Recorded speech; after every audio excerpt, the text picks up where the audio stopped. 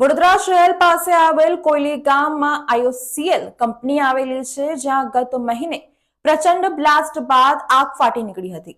આગના ગોટે ગોટા 7-8 કિલોમીટર દૂર સુધી જોવા મળ્યા હતા. આગ એટલી વિશાળ હતી કે 11 કલાકની ભારે જહેમત બાદ આગ ઉપર કાબુ મેળવવામાં આવ્યો હતો. આ આગની ઘટનામાં 2 લોકોના મોત થયા હતા અને 4 કર્મચારીઓ ઘાયલ થયા હતા.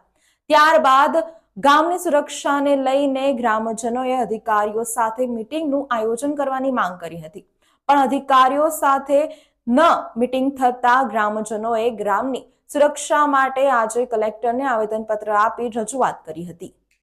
ગત મહિને 11 નવેમ્બરના રોજ વડોદરા નજીક આવેલ કોયલી ખાતે આવેલા ઇન્ડિયન ઓઇલ કોર્પોરેશન લિમિટેડ કંપનીમાં બપોરે 3:30 વાગ્યાની આસપાસ બેઝિન મટીરીયલ ભરેલા ટેન્કમાં પ્રચંડ ધડાકા સાથે વિકરાળ આગ ફાટી નીકળી હતી.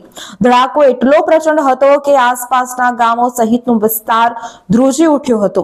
આગ એટલી હદે વિકરાળ હતી કે 7-8 કિલોમીટર દૂરથી આગને જોઈ શકાતી હતી. ત્યારબાદ ફરી એકવાર રાત્રે 8 વાગે ધડાકા સાથે આગ યથાવત જોવા મળી હતી, જેમાં વડોદરા, અમદાવાદ, અંકલેશ્વર, આણંદ, હાલોલ, ગોધરા, સુરત સહિતના ફાયર બ્રિગેડની મદદ લેવી પડી હતી. ત્યારબાદ ગ્રામજનો એટલા ભયભીત થઈ ગયા હતા કે તેમણે કોયલી સહિતના ગામોની સુરક્ષા માટે અધિકારીઓને ગામ લોકોની મીટિંગમાં બોલાવી વ્યવસ્થા કરવા તથા બ્લાસ્ટનું સાચું કારણ જણાવવા રજૂઆત કરી હતી, પરંતુ જે તે વિભાગના અધિકારીઓ હાજર ન રહેતા ગ્રામજનોએ રાજ્યના મુખ્યમંત્રીને રૂબરૂમાં રજૂઆત કરી હતી, જેથી મુખ્યમંત્રીના આદેશથી વડોદરા જિલ્લા કલેક્ટરને આ સંદર્ભે ઘટતું કરવા જણાવતા અધિકારીઓ આજે ગ્રામના આગેવાનો સાથે કલેક્ટર કચેરી ખાતે મળવા આવ્યા હતા.